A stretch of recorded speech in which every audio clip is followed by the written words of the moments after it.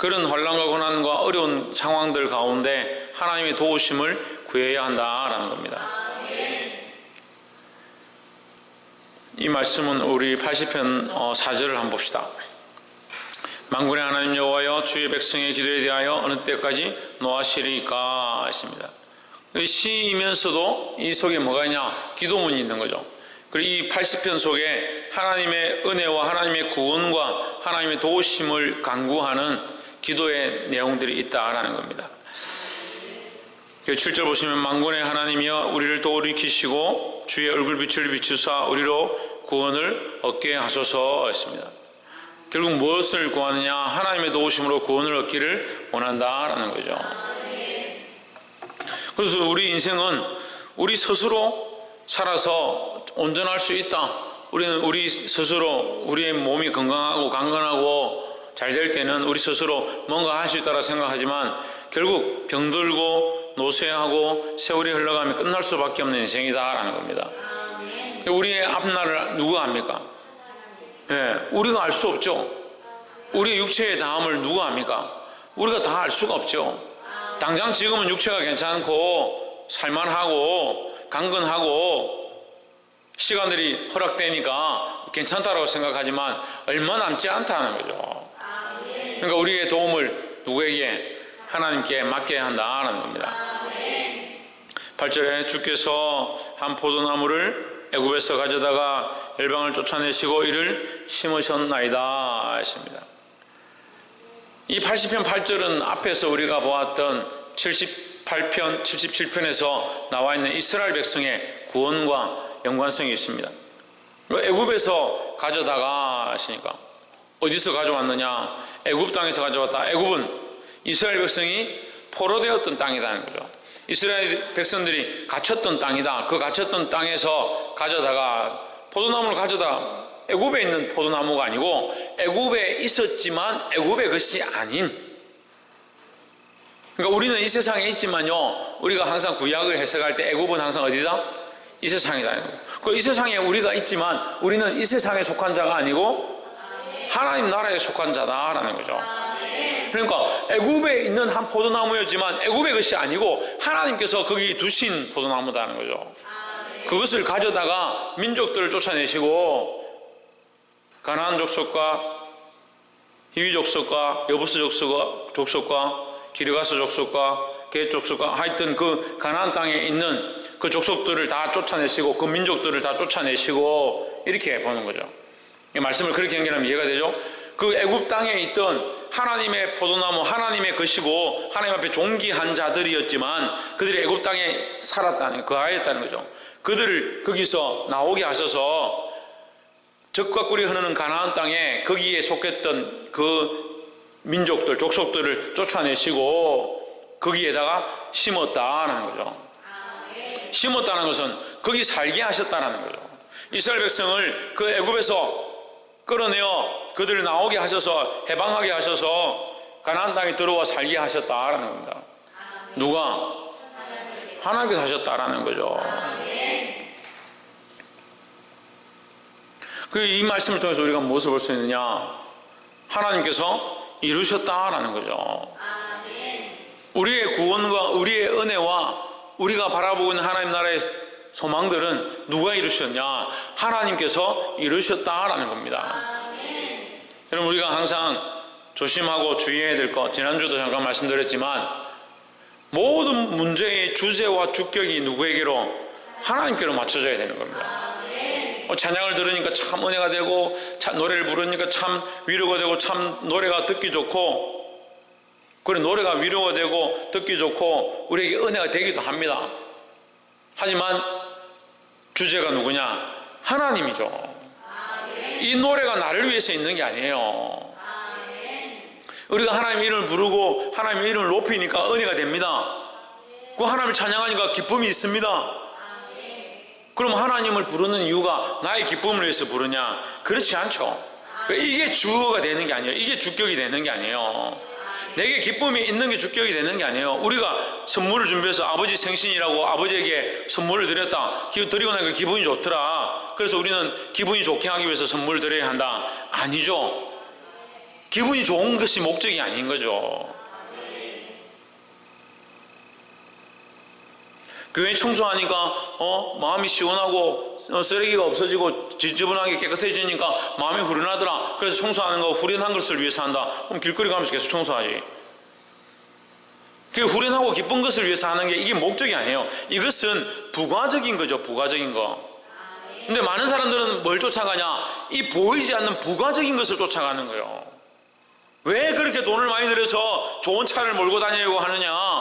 왜 그렇게 돈을 들여서 좋은 옷을 입고 다니려고 하느냐? 서울 강남에 가면 사람들이 문을 열고 나오는데, 빵집에서 한 명이 나오는데 아가씨가 한 명 딱 나왔는데 참 예쁘더라. 야, 서울 사람들 참 예쁘구나. 그 다음 사람이 줄을 서서 나오는데 똑같이 생겼더라. 아유, 서울엔 쌍둥이도 많구나. 또 그 다음 사람이 나오는데 3명이 다 똑같이 생겼더라. 야, 이건 세상둥이도 있네. 조금 있다가 또 사람이 나오는데 또 똑같더라. 서울 사람들은 얼굴이 다 똑같구나. 왜 돈을 들여서, 자기 삶을 들여서, 자기 시간을 들여서, 자기 노력을 들여서 뭘 하느냐? 남들에게 보이는 거. 보이고 남들이 예쁘다 하고 이거 멋있다 하고 좋은 차구나. 그 옷이 참 핸섬하게 보이네. 그런 말 한마디 듣는 것 때문에 자기의 것들을 다 거기에 투자하고 그것을 위해서 헌신하고 그런 사람들을 만나서 결혼하고 싶어 하고. 그거 왜 시집 안 가냐? 나를 평생 먹여 살릴, 나를 아주 편하게 해줄 그런 남자를 아직 못 만났다. 나에게 행복을 줄 남자를 못 만났다. 행복의 기준이 뭐냐는 거예요. 행복의 기준이 뭐냐는 거죠. 특히 처자들, 청년들 정신 차려야 돼요. 행복이 뭐냐? 행복이 뭐냐?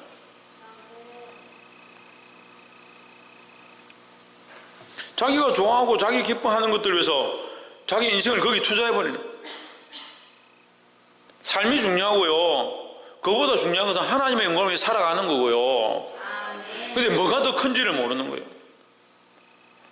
보이지 않냐고 허상인 것들에 다 투자해버리는 거예요. 우리가 보이지 않는 것을 믿지만 그건 허상이 아니에요. 우리가 믿음으로 바라보는 것들이죠. 누가 이루신다?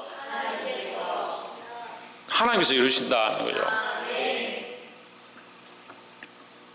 하나님께서 이루실 그 구원과 은혜를 바라보시기를 소망합니다.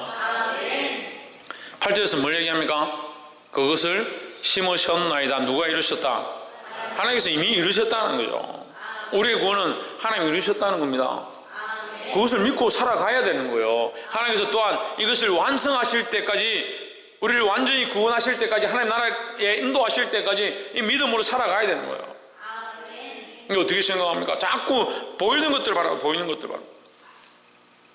눈에 손 잡히는 것들, 당장 이룰 수 있는 것들, 사람들이 칭찬하고 좋다라고 하는 것들, 그것을 쫓아가다 보니까 결국 사람이 기뻐하는 일을 하는 거예요. 우리 누구를 기쁘시게 해야 되냐? 하나님을 기쁘시게 하는 거예요. 우리가 찬양을 듣고 노래를 듣고 음악을 듣고 그 가운데 기쁨이 있는 것은 하나님이 우리를 그렇게 만드셨기 때문이에요. 여러분, 이게 가장 기본적인 이론이에요. 우리가 찬양을 듣고 하다못해 세상의 노래를 듣고 하다못해 학교 종이 땡땡땡을 들어도 그게 기분이 좋고 신나고 마음이 즐거워지는 것은 하나님이 우리를 그렇게 창조했기 때문이에요. 그러니까 이 기쁨은 어디서 온 겁니까? 하나님께로부터 온 거예요. 우리가 운동을 합니다. 운동을 해서 승리를 하기도 하고 내가 즐거워하는 대로 운동을 하기도 하고 교제하기도 하고 그 가운데 우리가 친밀함을 느끼고 즐거움을 느낍니다. 어디서 온 거냐? 하나님께로부터 온 거예요. 에이구, 그게 하나님께서 어떻게 하나님께로부터 왔습니까? 우리 몸이 어디서 왔습니까? 하나님께로부터 왔죠. 우리 몸속에 뭘 주셨냐? 우리의 마음을 주고 심령을 주셨잖아요. 그러니까 기쁨과 즐거움도 결국 하나님이 주셨기 때문에 허락되어진 것이다라는 거죠. 근데 이걸 어떻게 써야 됩니까? 하나님을 위해서 써야 되는 거예요. 하나님을 위해서. 근데 많은 사람들 어떻게 씁니까? 자기를 위해서 쓰는 거예요. 자기를 위해서. 그래서 이렇게 얘기하면 극단적으로 가고 금욕주의로 가라 이렇게 얘기하는 게 아닙니다. 우리 먹는 것도 필요 없고 입는 것도 필요 없고 즐기는 것도 필요 없고 그런 얘기를 하는 게 아니에요. 우리가 즐길 수도 있고 맛있는 걸 잘 먹을 수도 있고 좋은 옷을 입을 수도 있고 스포츠를 즐길 수도 있고 노래를 부를 수도 있는데 이것의 궁극적인 목적이 어디로 가야 되냐? 하나님께로 가야 되는 거예요. 볼 수 있기를 소망합니다.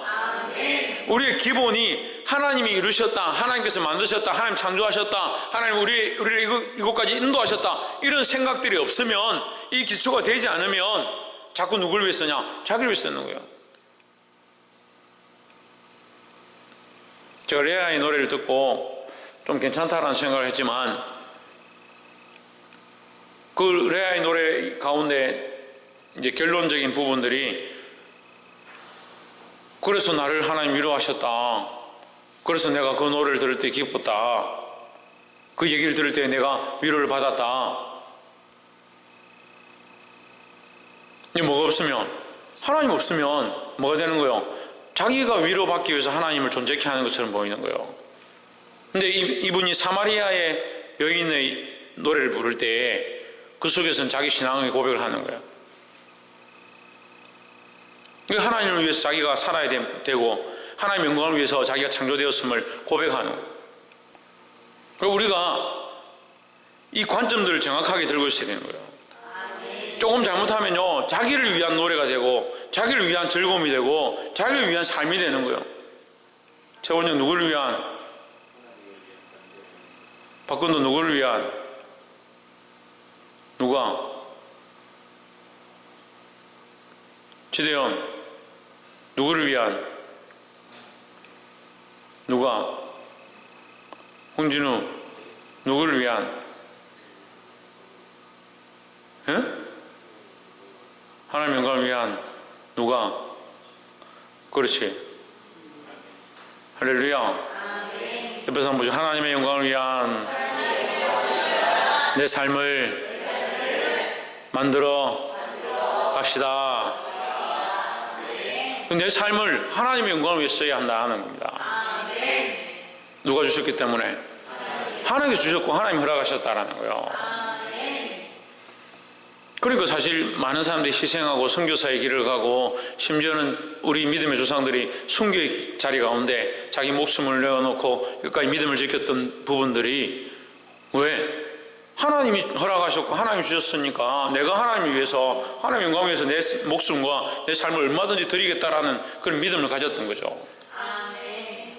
이 애굽의 심은, 애굽에서 뽑아와서 그 포도나무를 뽑아다가 민족들을 쫓아내고 가나안 땅에 심으신 것은 하나님이 하신 일이다 하는 거예요. 14절에 만군의 하나님이여 구하옵나니 돌이키사 하늘에서 굽어보시고 이 포도나무를 건고하소서.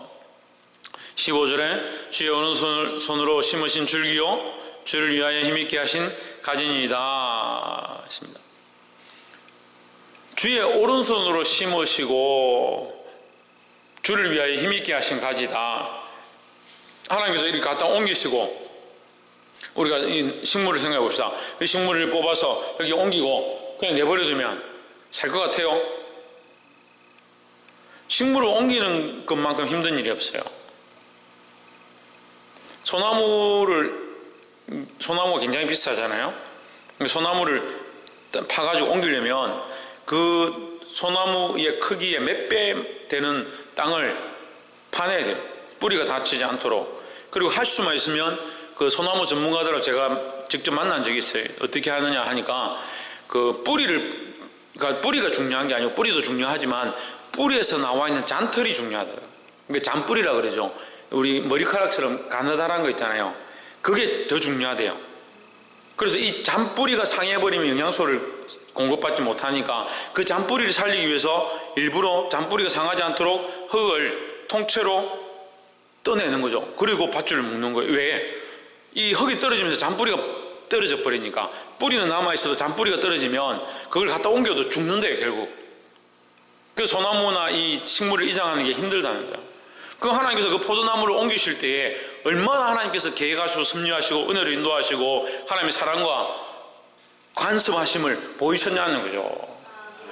그냥 갖다 심고 끝난 것이 아니라, 갖다 여기서 일로 옮기고 끝난 것이 아니라 그를 심을 뿐만 아니고 오른손으로 세우셨고, 오른손으로 줄기를 세우시고 주를 위하여 힘있게 하셨다. 그래서 하나님께서 간섭하셨다라는 거죠. 하나님께서 이루시고 하나님께서 간섭하신다라는 겁니다. 이 간섭하심은 우리에게 자유를 뺏고 우리가 뭐 그렇게 하지 못하도록 우리를 제한한다는 의미가 아니고, 우리를 그렇게 인도하시고 우리를 보호하신다는 의미예요. 그 오른손은 뭘 얘기합니까? 강한 힘을 얘기하죠. 오른손이 뭔 강한 힘입니까? 왼손보다 오른손이 강하니까. 아이고, 저는 왼손잡이인데요. 그래, 보편적으로 왼손보다 오른손이 강하니까 하나님의 강하심으로, 하나님의 강건하심으로, 하나님의 강한 능력으로 우리를 인도하셔서 우리를 힘있게 하셨다는 거죠. 그래서 하나님 우리를 그냥 이렇게 옮기고 버려두시는 것이 아니다. 그냥 예수 믿고 네 교회 다니면 이제 끝이다, 하나님 이제 버리신 게 아니라, 이제부터 하나님께서 우리를 더 오른손으로 강하게 하시고 우리를 붙잡으신다라는 거죠.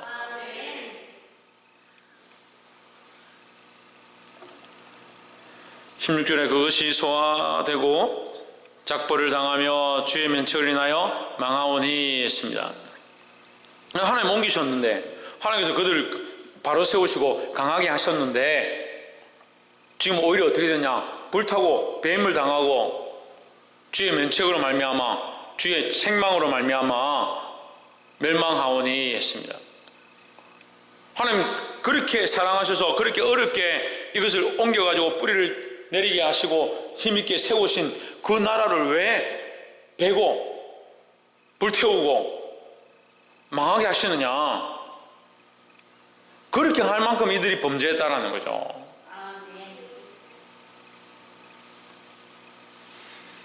그러니까 우리가 교회에 나오고 예수 믿게 된 것 하나님 은혜입니다. 그 하나님 주신 은혜로 예수를 믿고 구원의 확신들을 가지고 믿음으로 살 그런 방향들을 얻었습니다. 그런 때 더 정신을 차려야 되는 거예요. 하나님 은혜를 입고 믿음으로 살겠다고 하는 사람들이 더 자기 마음대로 자꾸 좌우로 흔들리는 거예요.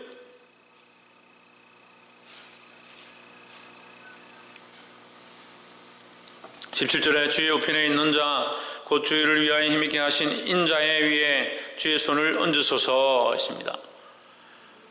주의 오른쪽에 있는 자, 이게 이제 조금 어려운 말씀이 좀 어려울 수 있습니다. 자, 주의 오른손으로 강하게 하신 나라 이스라엘이죠.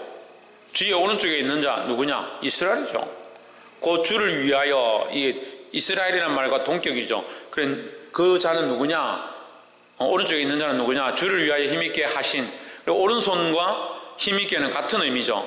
그러니까 오른손으로 붙잡으시고 힘있게 하신 자, 그 15절과 같은 말이죠. 오른손으로 세우시고 힘있게 강하게 하신 자 같은 말이죠. 누구냐? 포도나무죠. 이게 포도나무죠. 힘있게 하신 인자에게, 인자가 뭡니까? 사람의 아들이라는 게, 사람이라는 거죠. 사람의 아들이 누굽니까? 야곱이 사람이에요. 사람. 신약에 나오는 인자는 예수 그리스도를 하나님이신데 사람의 형상으로 왔다라고 인자다, 사람의 형상으로 왔다라고 인자라고 부르는 것이고, 원래 우리는 사람의 아들인데 우리를 인자라 부를 필요가 있습니까? 그 예수님은 특별하게 육신을 입으셨기 때문에 인자라고 부를 호칭을 그렇게 부를 뿐이고, 이 구약에서 인자는 사람의 아들입니다. 사람의 아들은 뭐요? 속이는 자요. 원래 죄인이에요. 태어날 때부터 죄를 지고 태어난 자다. 누구냐? 야곱을 얘기하는 거예요. 야곱을. 야곱에게 주의 손을 얹으소서. 왜 얹느냐? 손을 얹는다는 것은 뭐예요? 안수한다는 거죠. 안수한다는 거죠. 우리가 제사 제도에서 배웠습니다. 양을 끌고 와서 어떻게 한다? 제사장이 안수하죠. 왜 안수합니까? 박건도?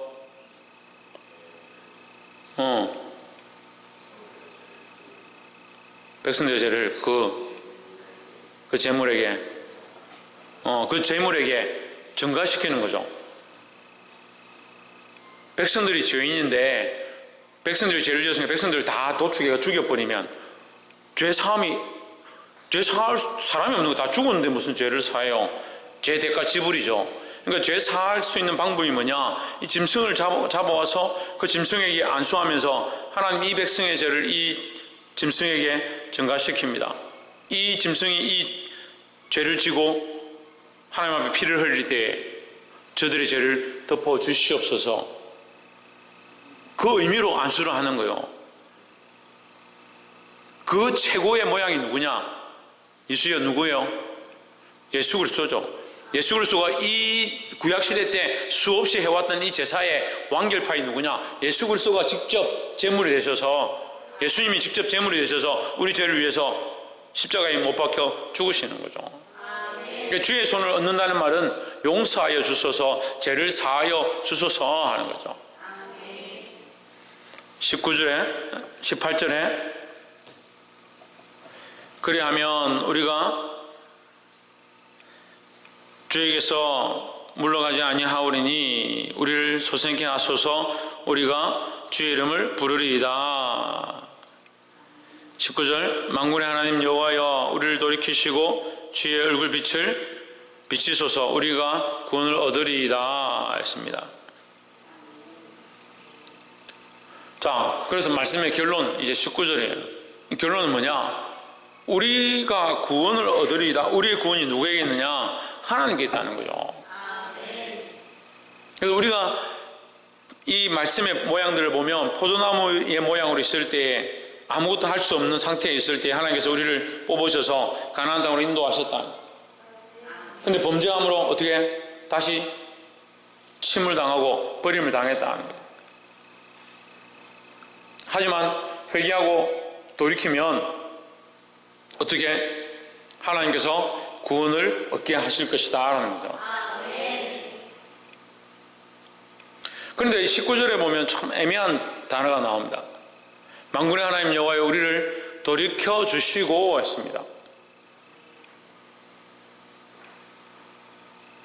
왜 돌이켜 주시고 왜 애매하냐? 우리가 돌이키겠습니다. 하나님 우리를 구원해 주십시오. 이렇게 기도하는 게 맞죠? 이렇게 시를 쓰는 게 맞죠? 우리를 돌이켜 주시고 주의 얼굴의 광채를 우리에게 비추소서, 우리를 돌이켜 주시고 주의 얼굴의 광채를 비춰주시고 우리가 구원을 얻으리이다. 얻는 건 우리가 없고 돌이키는 누가 하냐? 하나님이 돌이켜 주시고 이렇게 하는 거예요. 이상하죠? 우리 상식에는 우리가 돌이키겠습니다, 우리가 주님의 얼굴을 바라보겠습니다, 우리에게 광채를 비춰주시고 우리를 구원하소서, 이렇게 하는 게 문장적으로 맞는 거예요. 근데 이 19절은요, 우리가 이 말씀을 통해서 볼 수 있는 게 뭐냐면 얼마나 우리의 모습이 연약한가, 감히 하나님 앞에 또 배반할까봐, 또 죄를 지을까봐. 하나님 우리를 구원하셔서 여기 갖다 놨는데 구원하신 것을 잊어버리고 죄를 짓고 하나님을 배반했다. 하나님 우리가 돌이키겠다는 이 말 자체가 하나님 앞에 신뢰가 없는 줄 안다는 거죠. 부끄러움으로 얘기하는 거예요. 부끄러움으로. 우리의 돌이킴이, 우리의 회개가, 우리가 하나님의 얼굴을 바라보는 것이 연약해서 너무나도 잘못되고 왜곡된 줄 아오니, 하나님 내가 돌이키려고 하지만 잘 안 되니, 내가 주님께로 나아가려 하지만 잘 안 되니 우리를 돌이켜 주시옵소서, 하나님 도와주시옵소서 하는 거예요. 돌이키는 것조차도, 하나님께로 나아가는 것조차도, 우리의 죄를 토설하는 것조차도 우리가 너무 연약해서 자기 죄도 잘 고백하지 못할 뿐더러 근본적으로 자기 욕심들을 파헤치고 하나님 앞에 토설하지 못하니까 하나님 좀 돌이켜 주시고 우리를 좀 깨닫게 하시고 우리를 근본적으로 주님 앞으로 돌아가도록 도와주시옵소서. 여러분, 이 기도가 우리에게 필요한 거예요. 우리가 하나님 앞에 말씀대로 바로 서고 주의 말씀을 따라서 회개하고 나아가려고 하지만 실제적으로 우리가 우리 안에 사로잡히고 자기 가치관에 사로잡히고 자기 생각에 사로잡히고 어리석음에 사로잡혀서 이게 죄인지도 모르고 여전히 살아가고 있다는 거예요. 그래서 하나님께서 깨닫게 하시고 하나님께서 보여주시고 하나님께서 우리를 억지로라도 돌이키게 하셔야 하나님 바로 가게 되겠사오니 좀 우리를 돌이켜 주시옵소서. 할렐루야. 그 스타렉스가 있는데, 스타렉스를 우리 아들 서희가 있는데, 너희가 있는데 큰 놈들 서희서 운전면허증 땄다고 GS 가는데 스타렉스 한 번만 끌고 가면 안 되냐고. 제가 있었으면 절대 안 된다 했을 건데 엄마한테 허락을 받아가지고 스타렉스를 끌고 GS를 갔다가 오면서 아무 문제 없다, 나이가 이 정도에서 핸들을 돌려도 아무 문제 없다라고 생각하고 그들은 자기의 지혜를 따라서 자기의 옳은 방향대로 핸들을 돌렸지만 차는 문짝 쪽이 완전히 벽에 긁혀가지고 그 다음날 목사님의 얼굴을 보지도 못하고 고개를 들지도 못하고 사모님이 어렵게 말을 꺼내서 화내지 마시고 이렇게 하면서 저한테 보여줬습니다. 화가 나죠. 왜 화가 나요? 지금 다행스럽게 다시 다 수리가 됐지만 오래전에 지나간 얘기니까 그 운전하는 사람의 관점에서 자기는 경험이 없으니까 이 차를 이 정도 돌리면 된다고 생각하는 거예요. 상황이 어쨌거나 자기는 이 정도 하면 되겠지, 문제가 없겠지. 그럼 제가 운전했으면 그렇게 했을 것 같아요? 저는 안 그러죠. 이 큰 차를 몰 때는 이렇게 해야 되고 버스를 몰 때는 더 많이 돌아야 돼요. 이 작은 차하고 큰 차 차이는 그래요. 작은 차는 아무리 돌려도 뒤에가 안 걸려요. 뒷바퀴가 어디 돌리려는데 걸리지 않아요. 근데 큰 차일수록 뒤에가 걸려요. 큰 차일수록. 그래서 버스도 전에 여기 입구 들어올 때 어떻게 했어요? 바깥쪽으로 완전히 돌아서 꺾었는데도 뒷바퀴 걸려가지고 큰일 날 뻔 했죠. 그러니까 우리가 나는 할 수 있다, 나는 괜찮다, 나는 이게 옳다. 우리의 인생을 운전해 나갈 때, 우리의 인생을 걸어 나갈 때 나의 기준에, 나의 관점에 옳다라고 하는 것이 하나님의 관점에, 하나님의 말씀에 옳다라고 볼 수 없다라는 거죠. 그래서 우리는 어떻게 해야 되냐? 이 인생의 운전과 이 인생의 방향들을 누구에게? 하나님께 맡겨드리는 훈련들을 해야 된다는 거예요. 심지어는 회개하는 것조차도, 우리의 죄를 보는 것조차도 하나님, 내가 다 알지 못하오니 보게 하시고 우리의 죄와 연약함들을 다 하나님 앞에 내어놓게 역사하여 주시옵소서. 그런 기도가 필요하다는 겁니다. 사랑하는 성도 여러분, 우리의 근본적으로 연약함들을 알고 우리는 근본적으로 죄인임을 알고 하나님 앞에 맡겨드리고 내어드릴 수 있는 저와 여러분 되기를 주의 이름으로 축복합니다.